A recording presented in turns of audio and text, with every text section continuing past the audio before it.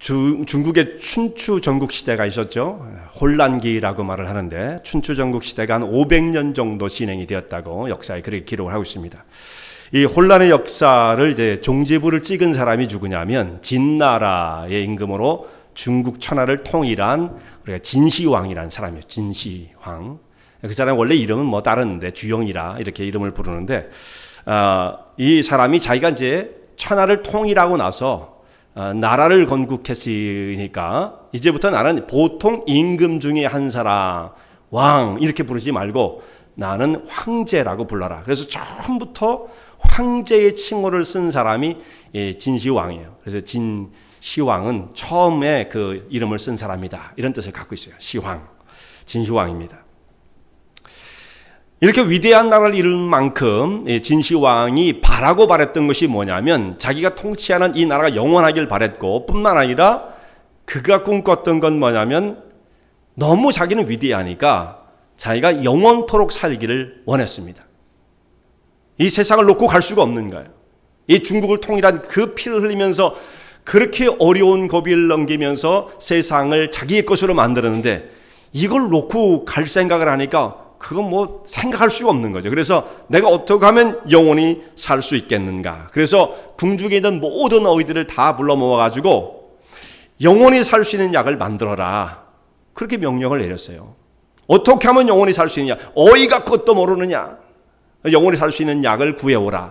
그 의원들에게 그렇게 명령을 내립니다. 그래서 이 사람들 가운데 어떤 사람이 불로초, 이거 뭐 사실 있지도 않는 거죠. 불로초, 어디서 전설 속에 나오는 그 불로초가 있다는 이야기를 왕에게 해주니까 왕이 그에게 그 사람을 붙여줘서 한 3,000명 정도의 사람을 거느리고 불로초를 구하러 다니다가 돌아오지 않고 돌아갔다 못 구하니까 죽을 거 아니겠어요. 그걸 가지고 일본으로 망명을 했다. 뭐 이런 말도 있어요. 뭐 그게 얼마큼 진실인지는 모르겠습니다만 돌아가진 않았습니다. 돌아갈 수가 없었던 거죠. 그리고 이 사람이 불로초를 구해오는 동안에 자기의 생명을 계속 연장을 시켜야 되니까 복용했던 약이 있었는데 그걸 뭘 먹었느냐 하면 중국에서 수은이 많이 난답니다. 수은.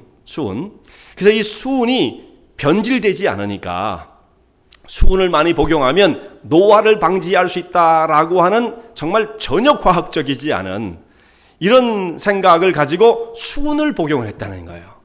그럼 수은을 복용하면 어떻게 되겠습니까? 수은 중독에서 사람이 죽는 거예요. 그래서 진시황이 영원히 살기를 원했지만 결국 이 수은을 복용하다가 수은 중독에 의해서 몇 살에 죽었느냐? 49살에 눈을 감고 맙니다. 그토록 영원을 살기를 원했던 사람이었고 불로장생을 원했던 사람이지만 결국은 50도 넘기지 못하고 세상을 떠나고 맙니다. 그리고 거대한 무덤을 남겼어요. 거대한 무덤을 남겨서 그 병마용이라고 그러죠. 병사들이 있고 말 탄 병사들이 거기 쫙 질비하게 있는 그 지하 무덤을 만들어 놓고 거기에 아주 군대 그 진흙으로 만든 진나라 군대들을 몇 개를 만들었냐면 사람 크기보다 좀 더 커요. 한 2m 정도 된대요.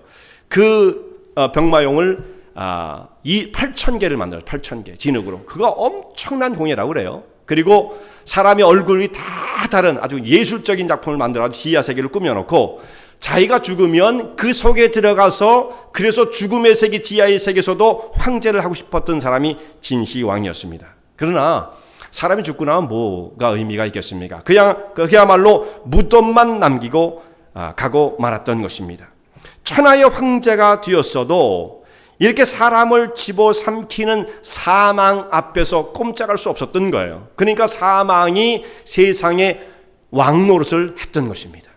우리는 거기에 종 노릇을 하는 거고 사망이 전 세계를 붙잡고 왕 노릇을 합니다. 그러니까 온 세계의 영화를 다 누렸다고 하는 최고의 부를 누렸다고 하는 솔로몬도 결국은 그 사망 앞에서 안 갈 수가 없는 거예요. 솔로몬도 떠날 수밖에 없었던 거죠. 이 사망 앞에서 왕 노릇하는 사망 앞에서 누구도 저항할 수 없습니다. 누구도 이것을 피해갈 수가 없습니다. 사망은 모든 사람을 집어삼킵니다. 그 사람이 얼마나 고상한 인격을 가졌든지 또 얼마나 학식이 있든지 뭐 이런 걸 상관하지 않아요. 돈이 많고 뭐 재벌의 상속자요 뭐 이런 사람이랄지라도 사망은 절대 그 사람들을 놓아주지 않습니다. 그래서 지금 역사 이래로 사망은 모든 인생들을 집어삼켜 왔습니다. 잠언 30장 15절 말씀 보면 그래서 이런 말씀이 있어요. 족한 줄을 모르는 것이 서너 가지가 있는데 그중에 제일 먼저 나오는 것이 뭐냐면 음부라고 되어 있는데 이것이 사망이에요. 죽는 거죠. 죽는 거. 그래서 이것이 아무리 사람을 삼키고 또 삼켜도 족한 줄을 몰라요. 그러니까 마지막에 사람이 어떻게 돼, 가정 예를 든다면 이 지구상에 딱 한 명이 남는다 할지라도 그 마지막 한 명까지 추격하여 그 사람을 사망으로 집어삼키고자 하는 것이 사망의 세력입니다. 이것을 누구도 벗어날 수 없다는 말씀입니다. 그래서 역사의 모든 유리의 사람들이 사망이 휘두르는 그 갈고리에 다 걸려서 그 앞에 끌려갈 수밖에 없는 것이고 우리도 언젠가는 그것을 피할 수 없는 것이 우리의 운명인 것입니다. 창세기 5장에 있는 말씀 보면 아담부터 노아까지 족보가 쭉 기록되어 있어요.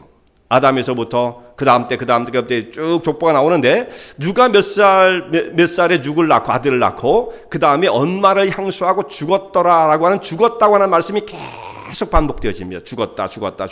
그래서 5장 전체의 족보의 거의 대부분 마지막 절은 죽었다로 끝나요. 죽었다로 끝납니다. 죽었다는 것이 그렇게 대단히 강조해야 할 말씀은 아니었을 텐데도 불구하고 왜 그렇게 한 장 전체에 죽었다는 말을 계속 반복을 했겠습니까? 하나님께서 사람을 주시고 사람이 말씀하시길 너희가 이 계명을 어기고 하나님의 명령을 어기고 선악을 알게 하는 나무의 과실을 따먹게 되어지면 너희는 정령 반드시 죽게 될 것이라고 하신 그 말씀대로 이루어진 것을 그 뒤에 증명을 해보이고 있는 겁니다. 그러니까 모든 사람이 그 죄악 가운데 갇혀서 사망을 피하지 못하고 하나님 말씀대로 결국은 모두가 다 죽음 앞에 굴복할 수밖에 없었다. 그때까지도 사망은 왕노릇을 했다라는 것을 말씀하고 있는 것입니다. 그러면 이 죽음이라는 것이 왜 왔는가? 우리 잘 알고 있지만 다시 한번 이 말씀을 처음부터 생각해 보고자 합니다. 죽음이라는 것은 인간이 가지고 있는 최대의 한계 상황이죠. 제일 넘을 수 없는 어떤 것도 우리 사람이 힘을 모아 극복할 수 있을지 모르지만 마지막에 이 죽음은 안 되는 거예요. 이 죽음의 이 문턱은 아무도 자기 스스로 해결할 수 없는 인간의 최대한 난관이요 한계 상황인 것입니다. 근데 이 문제는 말이죠. 내가 죽는다는 사실 그것 때문에 그렇게 우리가 두려워하는가? 이것이 그게 인간이 겪는 한계의 상황인가? 사람이 죽음으로써 만약 우리가 생각을 해볼 때 죽음 이후에 아무것도 없어지는 진공의 상태, 무로 우리가 사람이 돌아가 버리고 만다면 사실 그렇게 두려워할 건 없어요. 좀 허무하죠. 그러나 그렇게 두려울 문제는 아니에요. 왜냐하면 어차피 없었었고 만약에 무에서 무로 간다면 어차피 없었었고 잠시 70년, 80년 육체를 가지고 삶을 살다가 또 아무것도 없는 진공의 상태로 그냥 돌아가 버리고 우리는 없어지고 소멸되어지고 만다고 한다면 죽음은 그렇게 두려움의 대상, 공포의 대상은 아닌 겁니다.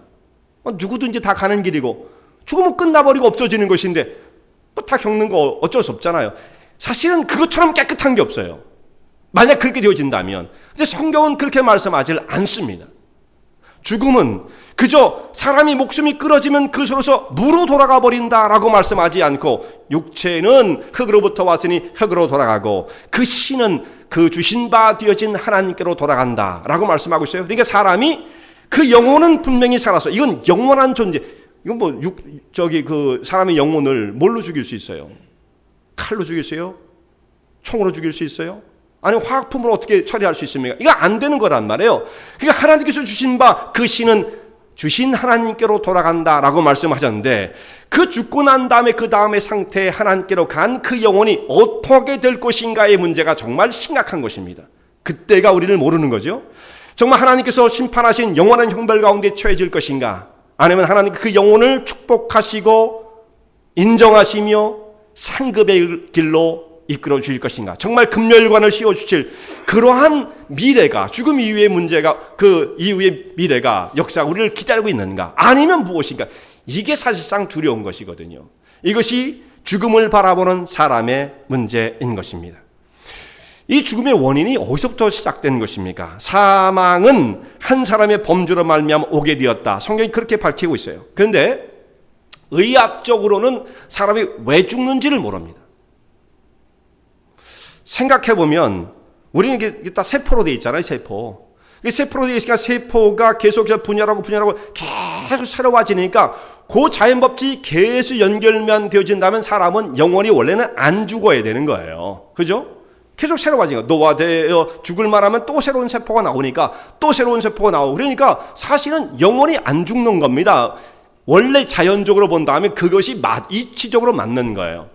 근데 의학자들이 생각을 해보니까 왜 죽는지 원인을 몰랐는데 이제 밝혀진 가운데 하나 단서를 발견한 게 뭐냐면 염색체의 맨 말단 부분에 거기에 염색체의 길이가 자꾸 노화가 되어지면 될수록 짧아진다는 거예요. 그러니까 노화가 되면 될수가 아니라 시간이 가니까 염색체 수가 세포 분열을 하다 나중에는 이게 점점 짧아지더니 이게 짧아지게 되어지면 나중에는 세포 활동이 느려지기 시작하고 점점점 느려지다가 노화가 정말 급속하게 진행돼서 이 몸이 전체가 이제 노화가 오는 거죠. 그래가지고 사람이 생명이 끝나게 되어진다. 이렇게 말을 하는데 그럼 그 원인 그 정도를 이게 만 1%밖에 안 된대요. 아직도 노화의 원인이 그냥 1%. 그 원인을 모르는 거죠. 왜 짧아지는지. 그 왜 짧아지는지 원인을 알면 방법이 있을지 모르겠지만 그걸 전혀 지금은 찾을 수가 없는 거예요. 그래서 그것을 지금 연장시켜 보려고 의학적으로 시도를 하지만 여러분 현대의 의학이 아무리 발달해서도 지금 사람의 생명을 연장시키지 못합니다. 그저 어디 수술해야 할 부분이 있으면 수술 정도 해주고 혈압이 있으면 혈압 정도를 낮춰줘서 병으로 병사하는 것 정도는 막아줘도 사람의 죽음 문제를 해결하지 못했단 말이에요. 그러니까 결국 뭐예요? 인생이 70이요 강간한 80인데 여기서 크게 안 벗어났어요. 아직도요. 불과 5, 6년 10년 그 안짝으로 우리는 다 그 범주 안에 들어와 있습니다. 100세는 힘든 거예요. 그런 꿈 꾸지 마세요. 얼마 안 남았어요, 우리. 예. 자, 이렇게 사람이 의학적으로 무엇인지는 모르지만 사람이 세포가 점점 노쇠해 죽는다라고 되어 있는데 성경에서는 간단하게 말씀하십니다. 한 사람의 범죄로 말미암아 죄가 세상에 들어오고 죄가 사망을 불러왔는데 그 사망이 그 이후로는 완전히 세상을 지배해버리는 왕노릇을 하기 시작했다는 말씀이에요. 이것이 로마서 5장 12절에 나오는 말씀입니다. 사망이 세상에 왕노릇하였느니라. 자, 여기서 벗어나기를 위해서 사람이 애쓰잖아요. 진시황 자기의 모든 권력을 다 동원해가지고 천하를 지배한 자, 천하를 얻은 자로서 그 권력을 가지고 자기 생명을 어떻게든지 연장시켜보고자 했습니다만 더 줄였어요. 50도 넘기지 못하고 사람이 죽었습니다. 결국 인간은 자기 스스로를 자기를 구원할 수 없다는 것이 프로브되었습니다. 절대로 안 되죠. 무엇을 통해서도 안 돼요. 과거를 해서도 안 돼요. 절대로 사람의 이 문제, 실존의 문제를 사람의 힘으로 해결할 수 없다는 것이 지금까지 역사가 증명해주고 있는 바인 것입니다. 이 구원 문제는 인간의 세계 그 영역 속에서는 이룰 수가 없는 거예요. 이것은 하나님의 영역에서만 이루어질 수가 있는 것입니다. 사실 거기서부터 왔기 때문에 하나님의 창조 속에서 하나님께서 원하셨던 포럼대로 이것이 진행되지 않고 사망이 세상에 들어오는 죄로 말미암아 이런 일들이 벌어졌기 때문에 사람이 그 문제를 해결할 수 없고 하나님의 영역 속에서 이 문제를 해결할 수밖에 없다는 말씀입니다. 그래서 사람이 아무리 도덕적으로 살아도 거룩하게 의롭게 살려고 애를 써도 사람은 자기를 구원할 수 없어요. 그래서 사람이 제가 이제 존경한다고 하면 조금 이상하게 들릴지 모르지만 저는 성철이라는 사람을 만나보지 못했어도 성철의 인품을 저는 굉장히 존경합니다. 성철이라는 스님. 그래서 다른 분들은 존경심이 전혀 아니라도 저는 성철이라는 사람에게는 참 그런 마음이 들어요. 그리고 인간적 연민이 느껴집니다. 그 사람에겐. 왜냐하면 성철이라는 사람이 93년에 불교요원에 입적을 했다고 그러는데 93년에 이제 세상을 떠났어요. 그 사람이 마지막 부분에 돌을 쌓고 하는 중에 마지막 이 사람이 남긴 말들을 이렇게 쭉 종합해 보면 뭐라고 얘기를 하냐면 나 같은 죄인이 없다라고 그 사람이 시인을 해요. 그 항상 하는 말이 내 말하는 걸 믿지 마라. 나는 항상 거짓말만 하고 사는 사람이다. 그렇게 얘기를 합니다. 성철이. 그러니까 자기에 대해서 얼마나 정직한 사람이에요. 그 사람이 8년간 장좌불화라고 하는 장좌불화가 뭐냐면 오래도록 앉아서 눕지 않는다. 불화, 눕지 않는다는 뜻이에요. 그렇게 8년간 수행을 쌓았어요. 이런 사람 흔치 않습니다. 그리고 자기가 있는 그 집안의 전체를 갖다 철망으로 둘러놓고 나오지도 않고 거기서 수도를 8년으로 끝난 게 아니라 계속 그런 수도를 쌓았던 사람, 참선을 했던 사람, 공부를 깊이 했던 사람이 성철이었어요. 그 산속에서 무슨 죄를 졌겠어요, 혼자. 무슨 거짓말을 많이 하고 살았겠습니까? 그 도를 닦고 정진을 하게 되어집니다. 정말 참다운 도, 진리 이르는 길이 무엇인지를 찾고자 했는데 그가 마지막에 고백하는 바는 뭐냐면 나 같은 죄인이 없다 라고 고백을 해요. 저는 그 인품을 참 사랑합니다. 그러니까 도를 닦는 사람들의 한계가 바로 그것입니다. 그 사람은 정말 도인이에요. 정말 도를 닦은 사람입니다. 존경할 만큼 닦은 사람이에요. 그 부분에 있어서만큼은. 근데 그 도를 닦은 사람의 마지막 한계가 뭐냐면 나는 죄인이다. 이거를 시인하고 발견하는 정도거든요. 이걸 해결할 수 있는 능력은 없어요. 그게 세상에 있는 초등학문의 세계인 것입니다. 구원은 사람의 영역 속에 이루어질 수 없는 거거든요. 이걸 발견하니까 정말 세상에는 아무도 나를 구원해 줄 수 있는 그런 능력이 없구나. 그러니까 자기를 보니까 어떤 걸 느껴요? 전적으로 무능하고 전적으로 부패한 자기의 모습을 보는 겁니다. 그걸 그러니까 도인이죠. 정직한 사람이에요. 그만큼은 연민의 정이 갑니다. 사람은 도무지 어떤 방법을 통해서도 자기를 구원할 수 없는 것이 분명한 거예요. 이 사람의 입을 통해서도 증명되는 바입니다. 근데 성경에서 말씀하시는 구원의 길은 구원은 하나님께서 이루신 것이므로 예수 그리스도를 믿는 믿음으로 구원을 얻게 된다라고 약속하시는 거예요. 그러니까 하나님께서 이루어놓으신 것입니다.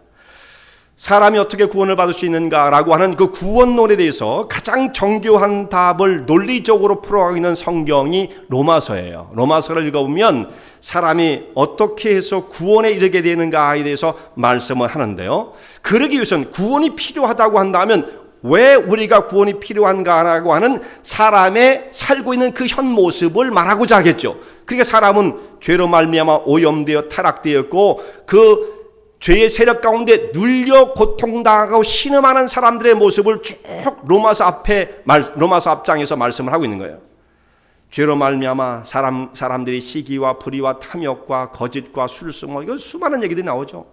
당짓는 것과 수근수근하는 것과 음행과 음탕과 동성애 이런 문제 거기 다 포함되어 있습니다. 로마서 1장에 보면 이런 것들이 죄로 말미암아 오염되어서 그 속에 눌려 살아가는 사람들의 무질서, 그렇게 살다가 그 쳇바퀴 속을 벗어나지 못하고 살다가 사람은 결국은 사망이 왕노릇하는 그 세계 속에 붙잡혀 그 갈고리에 끼어 다 넘어갈 수밖에 없는 것이 인생이 처해 있는 실존이다라는 것을 말씀하고 있는 겁니다.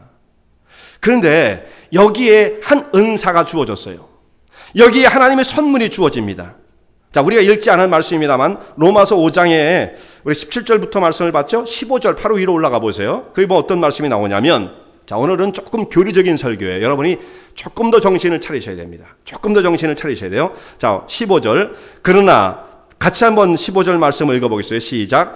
그러나 이 은사는 그 범죄와 같이 아니하니 곧 한 사람의 범죄를 인하여 많은 사람이 죽었은즉 더욱 하나님의 은혜와 또는 한 사람 예수 그리스도의 은혜로 말미암은 선물이 많은 사람에게 넘쳤으리라. 여기 무슨 말씀이 나옵니까? 은사와 선물이 나와요. 16대도 선물이 또 나오죠. 선물, 은사와 선물. 이것은 표현은 좀 다르게 되어 있지만 결국은 똑같은 거예요. 기프트 영어로는 선물입니다. 선물. 똑같은 것입니다. 그러니까 이 선물은 무엇을 의미하는 거예요? 은사는 우리가 갖지 않고 있는 것을 주시는 것을 받는 겁니다. 그러니까 구원이 바로 여기서 말하는 선물이요 은사라는 것은 구원을 말하는 거예요. 무슨 뭐 생일 선물 이런 걸 말하는 게 아니고 여기 말하는 선물은 구원을 그렇게 표현한 겁니다. 그러니까 구원은 우리에게 주신 하나님의 선물이라는 말씀이죠. 우리가 이거 너무 잘 알고 있는 말씀이죠. 에베소 2장 8절에 있는 말씀이죠. 에베소 2장 8절. 너희가 그 믿음으로 말미암아 은혜로 말미암아 믿음으로 구원을 얻었나니 하나님의 은혜로 말미암아 믿음으로 구원을 얻었다. 이것이 너에게서 난 것이요 아니요 하나님의 선물이라. 분명히 이렇게 말씀하고 있잖아요. 사람에게서 구원이 날 수 없고 하나님이 선물로 주시는 것이에요. 그러니까 하나님께서 주시는 바를 우리가 선물을 받는 거죠. 만약 우리가 뭔가를 노력한 다음에 받게 되어지면 그건 선물이 아니고 대가죠. 수고한 것에 대한 대가, 임금을 지불하는 것, 그걸 선물이라고 말하지 않죠. 선물은 받을 수 없는 사람인데 그것과는 관계가 없는 아무 일도 안 했는데 그냥 주시는 게 선물이에요. 그러니까 하나님께서 우리에게 구원을 주시는 것은 선물로 주시는 것이지 뭔가를 했기 때문에 혹은 저 사람이 착하기 때문에 전혀 이런 것이 아닙니다. 하나님이 다 이루어 놓으신 것을 선물로 받는다는 말씀이에요. 그래서 구원은 그냥 받는 거예요. 그냥 받는 거. 근데 이 선물을 받는, 믿음으로 받는 사람들이, 그냥 하나님이 주신 것을 받는 사람들이 뭔가 우리가 한 것이 있지 않을까 이렇게 생각하는데, 믿음을 가졌으니까 뭔가 한 것이 아닐까 이렇게 생각하는데, 우리가 한 것은 결코 없고, 믿음이란 건 뭐냐면 하나님께서 주시고자 하는 그 구원의 선물을 받아들이고자 하는 것, 통로일 뿐이죠. 구원은 완성되어 있는 거예요. 그런데 우리가 믿음을 가지면 덜 완성되어진 것을 믿음으로 만들어가는 게 아니고, 하나님께서 주시고자 만들어 놓으신 이미 확정되어진 그 구원을 믿음을 통해서 그냥 받는 것입니다. 그러니까 믿음은 뭔가 하는 게 아니에요. 그냥 받는 것뿐이에요. 그게 믿음인 것입니다. 그런데 한 사람의 순종이 어떻게, 예수님의 그 모습, 그 순종이 이 세상의 수많은 사람들의 죄인을 다 구원해 수 있다는 말인가? 이게 좀 사실 의문이 되어지고 생각을 해봐야 할 문제인 것입니다. 어떻게 예수님이 십자가에 죽으시고 예수님의 구속의 그 은혜가 여기 모인 사람만 해도 이렇게 많은데, 이 사람들 나 혼자만의 죄를 감당하신 것이 아니라 우리 70억이 지금 살고 역사 이래로 더 산 사람들까지 따지면 뭐 수백억이 될 수 있지 않겠어요? 그 사람들의 죄를 어떻게 다 예수님이 한 번 돌아가신 것, 딱 한 번 돌아가신 걸 가지고 우리의 죄를 다 사할 수 있다는 말인가? 이런 의문이 생길 수가 있죠. 근데 이 세상에 죄가 들어오는 그 통로를 우리가 생각해 봐야 돼요. 어떻게 해서 죄가 들어오게 되었는가? 한 사람의 불순종으로 범죄로 말미암아 이 세상에 죄가 들어오게 되었고, 그 죄가 사망을 불러와서 사망이 온 세상을 지배하는 왕노릇을 하게 되었다고 한다면, 아담도 그런 역할을 했는데, 그래서 오늘 말씀 보면 아담은 오실 자의 표상이라 이렇게 되어 있는데요. 아담은 어떤 존재냐면 죄를 불러오고 사망을 불러온 자고요. 다시 아담과 같은 분으로 이 세상에 오실 예수님은 무엇을 불러오실 분이냐면 이 사망으로 가득한 세상 속에 생명을 불러올 뿐이라는 것을 말씀하고 있는 거예요.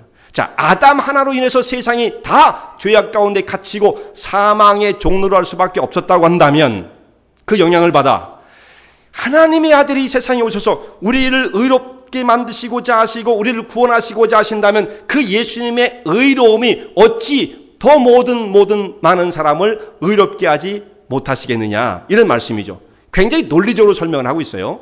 아담도 온 세상을 타락시켰다고 한다면 한 사람 예수님의 그 의로운 모습은 온 인류를 구원하시고 남는다는 말씀이죠. 굉장히 논리적이죠. 굉장히 논리적인 것입니다. 그래서 한 사람 죄의 영향으로 사망이 종로로 타게 되었는데, 은혜와 의의 선물을 넘치게 받은 자들이 예수 그리스도로 말미암아 생명 안에서 왕노로 타리로다, 이런 말씀이 나오죠. 우리가 읽었던 17절 말씀에 이런 말씀이 있습니다. 자, 우리가 예수님을 통해서 믿음을 가지고 구원을 받을 수 있다, 이렇게 해도 하나님 말씀이 충분해요. 믿음으로 구원을 받는다. 근데 오늘 여기 있는 말씀은 그렇게 표현하지 않고, 은혜와 의의 선물을 넘치게 받은 자들이 예수 그리스도로 말미암아 생명 안에서 왕노로 탄다, 이렇게 표현되어 있습니다. 왕노로 탄다는 게 뭐겠어요? 왕노로 탄다. 저희가 사망 가운데 눌려있던 사람들이 이것을 완전히 벗어나서 오히려 그것을 깨트리고 지배하는 자가 되어진다, 이거죠. 구원은 그러니까 예수님을 통한 구원은요, 덕거리를 해가지고 간신히 올라갈 수밖에 없는, 아슬아슬하게 올라갈 그런 것이 아니에요. 예수님의 십자가를 믿고 의지하여 구원에 이른 사람은 사망의 모든 세력을 다 깨트려버리고 그것을 정복하고 지배하는 군림하는 자의 모습으로 생명으로 왕노릇한다라고 말씀하고 있는 거예요. 이 구원의 영광스러움을 표현해주고 있는 거죠. 하나님이 주시고자 하는 이 구원을 얻게 되어진다면 세상이 어떤 것도 다 이긴다. 그래서 로마서 8장에 있는 말씀 보면 넉넉하게 이 모든 것을 다 이긴다는 말씀이 나와요. 로마서 8장 37절에 있는 말씀이 있잖아요. 이 모든 일에 우리를 사랑하시는 이로 말미암아 넉넉히 이기느니라. 이 모든 일이 뭐냐면 여기에 사망이 포함되어지는 거예요. 세상에 복잡한 일, 사람이 겪고 있는 한계의 상황 모든 것들이 여기에 포함돼서 이 모든 일에 우리를 사랑하시는 이로 말미암아 넉넉히 이긴다. 세상의 환경도 고통스러운 일도 심지어 사망까지도 우리는 얼마든지 이길 것이다 말씀을 합니다. 넉넉히 이긴다. 왕노릇한다. 이렇게 말씀을 하고 있어요. 그런데 이 구원의 은사를, 그러면 이 선물을 어떻게 우리가 받게 되어지는가? 너희가 그 은혜를 인하여 믿음으로 말미암아 구원을 받았으니 이것이 너희에게서 난 것이 아니요 하나님의 선물이라. 에베소 2장 8절 말씀을 드렸죠. 그러니까 이것은 믿음으로 받는 거예요. 하나님이 주시고자 하는 선물을 우리가 믿음으로 받는 겁니다. 믿음으로 받는다. 근데 우리가 이거 너무 많이 들었던 말씀이죠. 여기까지는 사실 오늘 여러분 다 보면 아는 말씀일 거예요. 아는 말씀일 거예요. 진짜 중요합니다. 지금 여기를 보세요. 여기를 보세요. 딴 데 보지 마시고. 예, 여기를 보세요. 굉장히 중요한 말씀이에요. 지금부터 여러분들이. 지금까지는 안 들으셨어도. 예. 지금부터 진짜 중요해요. 여기 보세요. 여기. 딴 데 보지 마세요. 예. 믿음으로 받는다. 이 구원을 믿음으로 받는데 여러분들 믿음이 어떤 거냐? 세상에 믿음이 굉장히 많아요. 믿음이라고 표현되어지는 그 세계가 너무나 넓기 때문에 이것도 믿음 저것도 믿음 다 믿음이에요. 예를 들어서 여러분 가운데 우리가 서로의 신뢰의 관계, 그걸 신뢰의 관계, 믿음의 관계라고 얘기하잖아요. 믿음이죠. 사람끼리도 믿어요. 우리가 뭔가 그냥 믿고 하는 것들이 있죠. 그거 다 믿음이라고 얘기를 하지 않습니까? 그런데 여러분 그것이 구원을 받는 믿음하고는 전혀 관계가 없어요. 또한 조금 더 생각해 보면, 자, 믿는 하나님의 백성들이, 자, 우리 교회에서 예를 들어서 우리 장로님들하고 또 우리 성도님들 재직회에서 뭔가를 결정하고 이번 주일날 그 피크닉을 예정을 했는데 일기예보에 보니까 그날 썬더섬이 오고 그때 도저히 할 수 없는 일기가 예보가 되어 있다. 그럴 때에 믿음이 좋은 분들은 어떻게 해요? 그래도 우리가 하나님을 믿고 의지해서 기도하면서 이 날짜를 정했은즉 하나님께 좋은 날씨를 주실 것입니다. 믿음이 얼마나 좋은 겁니까? 대단히 믿음이 좋은 거죠. 그런데 그렇게 미래적인, 앞으로 아직도 벌어지지 않은 일에 대해서 그렇게 확신하는 것, 믿음이 좋은 것처럼 보이지만 잘 들으세요. 이 믿음은 구원받는 믿음하고는 전혀 관계가 없습니다. 그 믿음이 좋은 걸 우리는 생각하거든요. 솔직히 구원하고는 전혀 관계 없어요. 왜 그렇습니까? 왜 그러냐면 이런 믿음은 예수를 안 믿는 사람들도 가질 수 있어요. 자기 확신. 예를 들어서 긍정적인 게 좋은 거야. 긍정적인 게. 이러면서 그 부정적인 얘기 하지 말고 다 잘 될 텐데 왜 그래? 지금부터 왜 초를 쳐? 잘 된다고 생각해. 나중에 안 되면 할 수 없고 이런 거잖아요. 긍정적으로 생각해라. 그걸 우리는 좋은 믿음으로 생각한다고요. 천만의 말씀. 그건 하나님의 세계, 구원의 세계와는 전혀 관계가 없는 것입니다. 그 믿음을 가졌다고 사람이 구원받습니까? 아니에요. 구원과는 관계가 없습니다. 그런 정도의 믿음은 세상 사람도 갖고 있는 사람이 너무나 많아요. 그럼 또 어떤 믿음이냐? 이렇게 말할 수 있죠. 그렇다면 성경 말씀을 믿는 거네요. 이건 굉장히 접근을 한 거예요. 성경 말씀. 그런데 성경 말씀도 이 레인지가 너무 넓어요. 성경에 별 역사가 다 들어있거든요.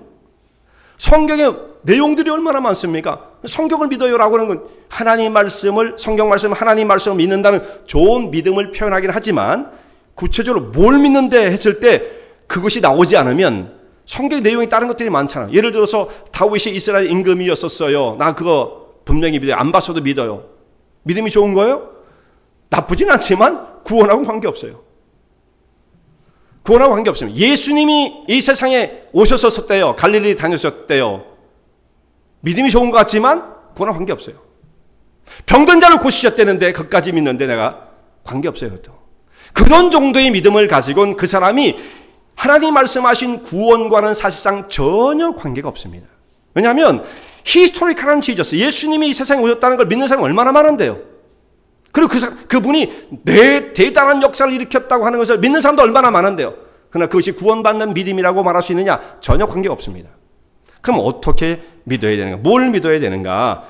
성경 안에서 그 함축되어진 정말 우리가 믿어야 할 아주 골자가 있습니다. 그것이 뭐냐면 하나님께서 약속하신 대로 이 땅에 하나님의 아들 예수 그리스도를 인간의 몸을 입고 세상에 보내시고 예수님은 하나님 명령대로 이 땅에 순종하여 오셔서 십자가를 지시고 죽으시고 장사하시는 바 되었지만 하나님의 끝없는 능력으로 그를 죽음 가운데 일으키셔서 그를 부활시키시고 지극히 높여 주와 그리스도가 되게 하셨습니다.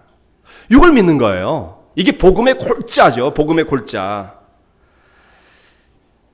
그리고 그의 죽으심과 부활은, 이게 죽으심과 부활이 들어가야 돼요. 죽으심과 부활. 이 죽으심과 부활은 나를 위한 것이다.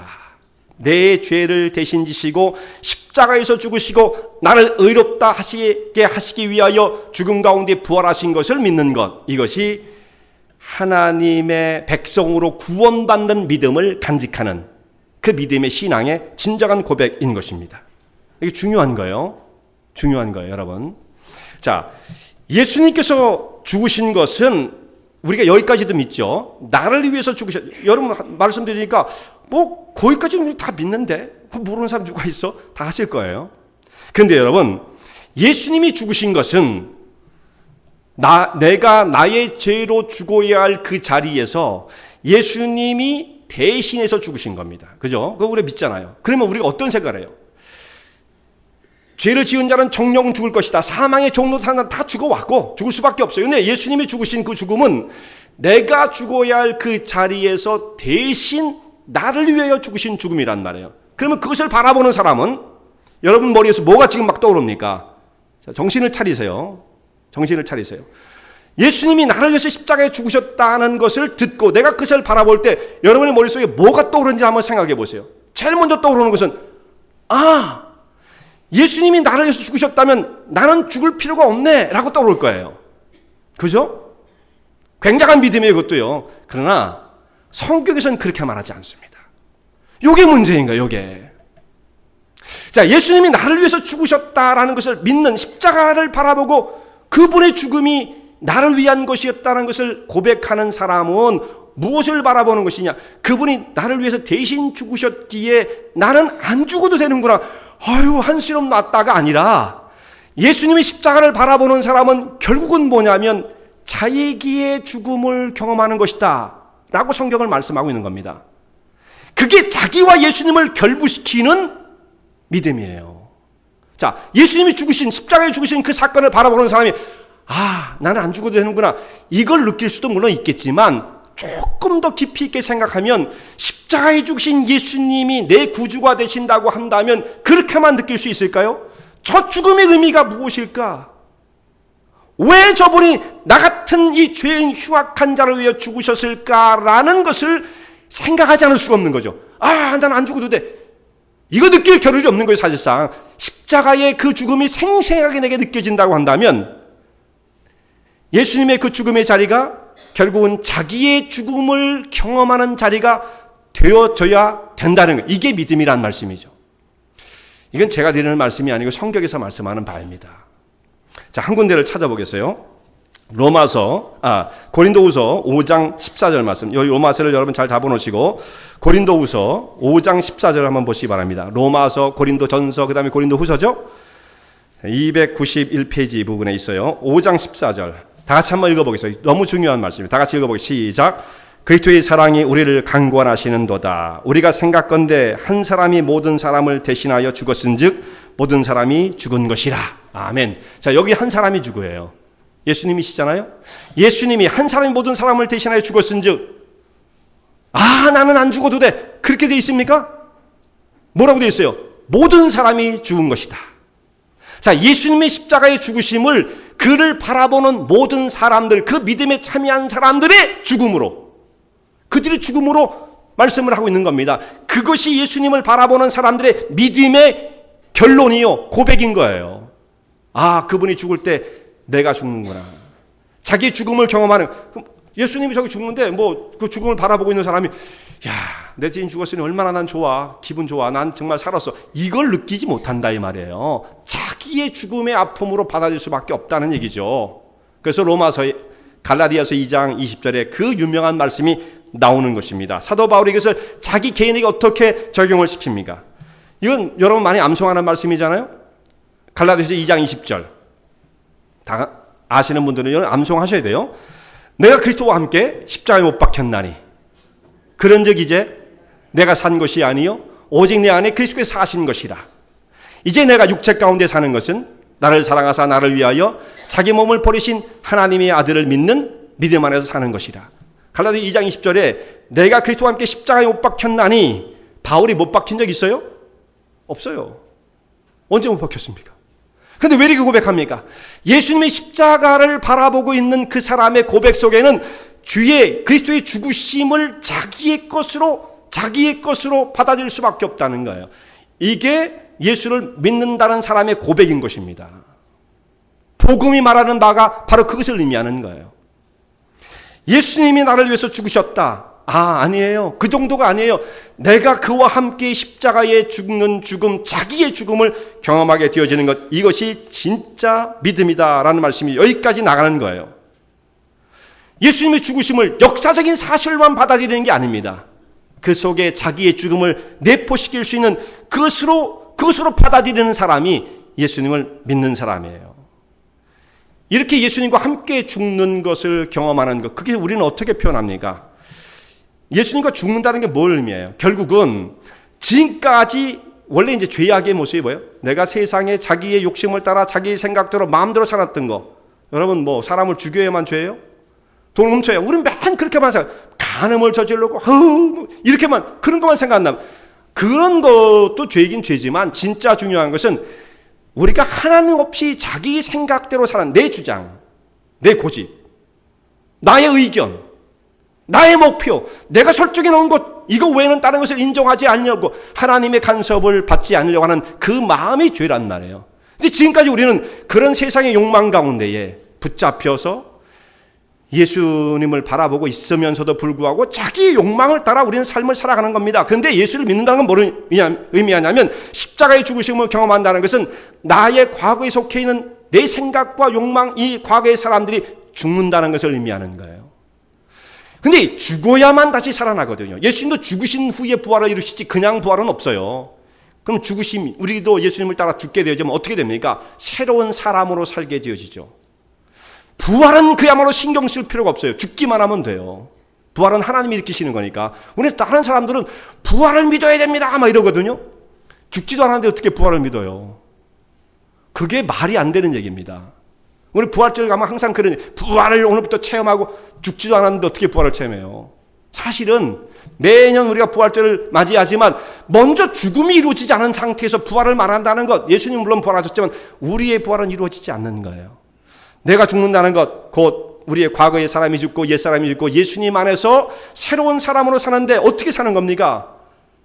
예수님은 나의 왕이 되시고 나는 예수님의 철저한 종이 되어, 바울이 고백하는 것처럼 나 바울, 예수 그리스도의 종, 사도된 바울은 이러면서 편지를 하잖아요. 그런 것처럼 자기가 예수님의 철저한 종이 되었고 나의 왕으로 주님께서 나의 삶을 다스린다는 이 고백을 갖는 사람이 믿는 거예요.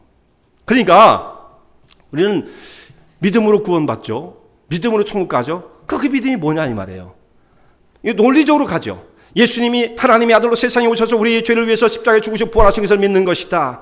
그 믿음의 고백 속에 정말 참여하는 사람이라고 한다면 그 속에 자기가 죽는 것을 경험하게 되어지는 겁니다. 내가 죽는. 그리고 예수님의 은혜 속에 새로운 생명으로. 그래서 고린도후서 5장 17절에 예수 그리스도 안에 있는 자들은 새로운 피조물이라 새롭게 되어지잖아요. 보라 새 것이 되었도다. 그렇게 새롭게 세워진 그 사람, 하나님의 백성으로서의 거룩한 삶을 살아가게 되어지는 것입니다. 이게 믿음이에요. 자, 여기에 우리가 이르지 못한 상태의 믿음은 믿음이라고 말하기 참 어려워요. 이게 믿음이에요. 그것이 구원받는 자의 믿음. 여러분, 절대 교회에 출석했다는 것 가지고 구원받는 건 아닙니다. 진시황이 그때 당시에 교회가 있어서 교회를 출석해서도 구원을 못 받아요. 어디까지 가야 되느냐? 교회 출석이 중요하지 않다는 게 절대적으로 중요하죠. 교회 무교회주의자들이 가끔 있습니다만 그것은 교회 파괴주의입니다. 파괴주의. 복음 파괴주의. 큰일 나는 겁니다. 무교회주의? 말도 안 되는 거예요.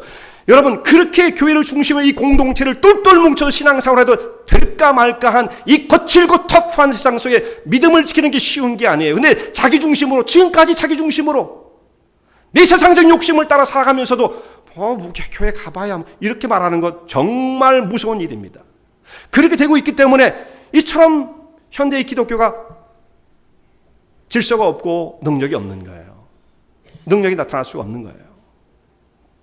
자, 이렇게 여기까지 올 때에 이걸 정말 진정한 믿음인 것입니다. 그래서 이걸 우리가 어떻게 표현하냐면 세례를 통해서 그 믿음을 믿는 사람을 믿음을 증거해 주죠. 하나님과 백성들 앞에서 그의 믿음을 고백합니다. 그러면 어떻게 해요? 우리가 세례를 주죠. 근데 장로교의 세례는 솔직한 얘기로 이건 정확한 건 아니에요. 약식이죠, 약식. 틀렸다고는 말은 못해도. 원래 진정한 세례는 물속에 들어가야 돼요. 물속에 들어갈 때 어떻게 됩니까? 물속에 들어갈 때 예수님이 장사 지낸 것처럼 죽음을 경험하고, 그때 뭘 어떻게 죽어요? 사람이 과거에 자기의 욕심 가운데 처했던 모든 것들이 죽고, 옛사람이 죽고, 물에서 올라올 때 예수님께서 무덤에 올라오셔서 부활하신 것처럼 우리가 새로운 생명으로 산다라고 하는 그 내용이 함축되어 있는 것이 세례예요. 근데 우리는 이런 세례를 별로 생각하지 않고, 교회 6개월 나왔죠? 교회 잘 다니죠? 세례 받아야겠네. 막 세례를 왜 준단 말이에요. 예. 진짜 세례의 의미는 내가 과거에 속한 사람이 죽는 거고 예수와 함께 다시금 사는 겁니다. 여기가 믿음이에요. 자, 우리가 지금까지 정말 교회 생활은 오래 했어요. 교회의 멤버십, 초치맨은 됐어요. 그렇지만 이런 걸 가지고 그 사람이 하나님의 사람 구원받은 백성이라고는 말할 수 있느냐? 이렇게 되면 돼요. 이렇게 되면. 오늘 말씀처럼 내가 그리스도와 함께 죽었다는 고백을 가질 수 있는 사람. 이것이 성경에서 말씀하고 있는 신앙, 믿음인 것입니다. 그러면 예수님을 이렇게 고백하는 사람들이 앞으로 어떤 삶을 살아야 되는가? 예수님이 나의 구원자가 되고 주님의 백성 되어진 사람은 앞으로 어떻게 살아가야 되는가? 자, 앞으로 더 복되고 거룩하고 능력 있는 삶을 살아갈 수가 있습니다. 그럼 어떤 거예요? 하나님께서 우리를 부르신 구원의 목적이 무엇인가? 자, 이것이 잠깐 생각해야 합니다. 깊이 생각해야 합니다. 이 세상에서 우리가 짧은 시기 70년 혹은 80년, 아주 장수해야 90년일 텐데 이 세계를 살면서 하나님께서 내게 능력을 무한히 허락해 주심으로 내가 정말 이 세상에서 하고 싶은 것들을 다 누릴 수 있도록 내 뒤를 능력 있게 받쳐주는 분으로 우리 그 구원 이후의 삶을 생각한다면 그 사람은 솔직히 아직도 그 구원의 경험을 한 사람인지 아닌지 이게 의심스러운 거예요. 왜냐하면 여러분 다시 이 십자가의 사건을 생각해 보세요. 하나님의 아들이 세상에 오셔서 십자가에 처참하게 죽는 그 죽음의 의미가 고작 이 땅의 그 짧은 피리어드를 사는 우리의 육신적인 삶을 조금 더 업그레이드 시키고 조금 더 부자가 되게 하기 위한 죽음의 의미를 갖고 있는지 생각해 보세요. 절대로 그런 것은 없습니다. 뻔한 거죠. 그런 건 없어요. 그런데도 많은 사람들이 오늘 현대의 크리스찬들 가운데 예수를 믿으면 세상적인 성공을 이룰 수 있다고 하는 이 엉뚱한 생각, 성공지향주의, 물질지향주의, 이것을 가지고 쇠뇌를 당했어요. 그건 거짓말이에요. 성경에 어떻게 예수를 잘 믿으면 부자 된다는 말이 있어요? 없습니다. 그럼 예수를 믿으면 가난하게 되는 그런 것도 아니에요. 예수 그리스도를 믿으면 그 다음에 어떻게 사는 것인가에 대한 그 방향과 목적을 잃어버린 사람들이 얼마나 많은지 모릅니다. 그러니까 나중에는 믿음의 참 무기력한 상태에 빠지고 마는 거예요. 성경에서 구원의 교리를 쭉 말씀하고 난 다음에 로마서 같은 경우는 12장에 그러면 이렇게 구원을 받은 하나님의 백성들은 어떻게 살 것인가 라고 하는 크리스찬의 삶의 윤리를 말씀하죠. 어떻게 살 것인가.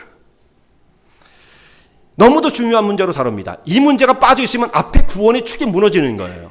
구원받은 사람의 삶이 안 나타나니까. 그럼 어떻게 살 것인가? 무엇을 믿으며 살 것인가? 하나님의 말씀 가운데 아직은 우리가 완전해지지 않았기 때문에 성화를 이루며 하루하루 거룩한 믿음의 길을 따라서 주님을 닮아가는 삶을 살아가는 것이고요. 이제 옛사람의 성품을 그야말로 하나씩 정말 버리고 죽음을 정말 체험하고 하나님의 사람으로 새롭게 세워지는 것을 체험해 가는 것입니다. 그리고 하나님께서 맡기신 사명을 감당하는 거예요. 근데 믿는 사람들 가운데서도 하나님의 복을 더 얻어서 세상에 더 성공하고 높아지고자 하는 비전, 큰 비전을 갖는 사람도 있잖아요. 이렇게 되어지면 무엇이 문제입니까? 성경에 그렇게 산 사람들이 있습니까? 어떤 사람들은 아브라함이 있잖아요. 맞아요. 아브라함 잘 살았어요. 부자예요. 그의 아들 이삭도 거부가 되었습니다. 야곱도 뭐 양떼가 얼마나 많았어요. 두 떼로 나누고도 남았어요. 그러니까 부자였어요. 다 이 사람들은 부자였어요. 그런데 그렇게 그 중에 나오는 특수한 사람들의 삶의 이해를 전부인 것처럼 말하면 안 됩니다. 마치 크리스찬들이 지향, 바라보고 가야 할 길로 생각하면 안 된다 이 말씀이에요. 이 사람들이 어떻게 살았는지를 조금 더 자세히 볼 필요가 있어요. 아브라함과 이삭과 야곱, 이 사람들이 가나안 땅에 이민자의 삶을 살았지만 엄청난 부를 이루었습니다. 아브라함은 318명이나 되는 가병을 집에서 훈련시킬 만큼 부자였어요. 세력이 거의 국가적인 수준이었습니다. 그런데 성경에서 이런 사람을 뭐라고 말씀하냐면 히브리서 11장에 있는 말씀에 이들이 이 땅에 거할 때 자기를 어떻게 생겼어요? 나그네와 이방인같이 여겼다. 그리고 이들이 어디에 거했습니까? 장막에 거했다 그랬어요. 장막. 그 정도의 부를 가졌다고 한다면 저택, 백악관 같은 걸 짓고도 살 수 있는 만큼 이상의 부자입니다. 그런데 이들은 어디서 살았어요? 텐트에 살았다. 텐트에. 그래서 성경에서는 히브리서 11장에 적극적으로 이들의 믿음을 이제 해석을 그렇게 한 거예요. 원래는 돈이 있건 없던 간에 그 시대는 다 텐트에 사는 겁니다. 왜냐하면 유목민들이니까 다 움직이면서 살아야 되잖아요. 그러니까 텐트에 사는 거지만 그냥 유목민 시대에 살았기 때문에 텐트에 살았다고 말하지 않고 믿음의 특징을 그것을 연관을 시킨 거예요. 이들은 그만큼 부를 가졌던 사람이지만 텐트 속에 살면서 언제든지 주님이 부르시면 갈 준비를 하고 이 땅에 있는 삶은 그야말로 잠깐이고 영원한 하나님의 나라를 바라봤습니다. 저를 위해서 예비하신 영원한 하나님의 성을 바라봤습니다. 이렇게 말씀하고 있단 말이에요. 그러면 그런 사람은 다 세상을 초월해서 이 땅에 어떤 것도 신경 쓰지 않고 살아간 사람입니까? 그게 아니죠. 부자였어요. 그러나 거기 집착하지 않습니다. 많은 사람이 집착을 보이지만 부자가 됩니까? 안 됩니다. 더 안 돼요. 더 안 돼. 그런 사람들은. 그럼 집착을 하는 사람들 그냥 하는 게 어떻게 표현해야 할지 모르겠어요. 연약하게 그지 없어요. 갈대처럼 흔들리는 거예요. 그게 집착을 하니까 정처는 마음을 둘 수 있는 것이 아닌 것에 집착을 하고 그것을 매달리고 그걸 붙잡으려고 기껏 사람이 사는 것이 이 땅에 그저 뭡니까? 그 엔조이, 엔터테인먼트. 그게 그렇게 중요합니까? 엔터테인먼트를 붙잡고 평생을 살 수 있겠어요? 우리를 구원하신 하나님의 역사가 무엇인지를 그걸 생각하고 목적을 잃어버린 채 엔터테인먼트, 발음이 좀 안 좋아서 미안합니다만 이걸 붙잡고 평생 살려고 그러는 것 얼마나 정처없고 부질없는 일입니까? 이 아브라함과 이삭과 야곱은 그렇게 엄청난 부를 모은 사람이었고 그야말로 성공한 이민자들의 삶을 살았어도 텐트 속에 거하며 하나님 나라를 바라봤습니다. 그러니까 이런 사람들에게 하나님께서는 얼마든지 더 부을 수가 있어요. 집착하지 않는구나. 거기에 매달리지 않는구나. 그걸 목적으로 삼지 않는구나. 그래 더 가져도 되겠다. 얼마든지 그럴 수 있죠. 그런 삶이 넉넉하게 누리는 겁니다. 그리고 딱 하나님 부르시면 오케이 하고 딱 준비가 되는 거예요. 예수님을 위해 구원자로 믿는 하나님의 백성들은 자기를 위해서 사는 사람이 없어요. 오직 하나님의 나라와 영광을 위해 삶을 살아가는 사람입니다. 우리가 이 표대를 놓친 사람이라고 한다면 그 사람은 교회 출석자, 철치맨입니다. 능력이 없어요. 구원? 하나님이 다 아시는 거니까요. 언제 성경에 그렇게 돼 있어요? 성경에 왜 구원의 교리를 왜 말해줍니까?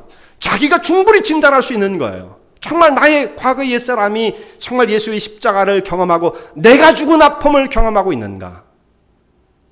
그리고 주를 바라보는 새로운 사람으로 지금 살아나고 있는가? 그런 사람들은 이 땅에 이루고자 하는 비전과 목표가 분명해집니다. 엔터테인먼트에 그렇게 매달리지 않아요.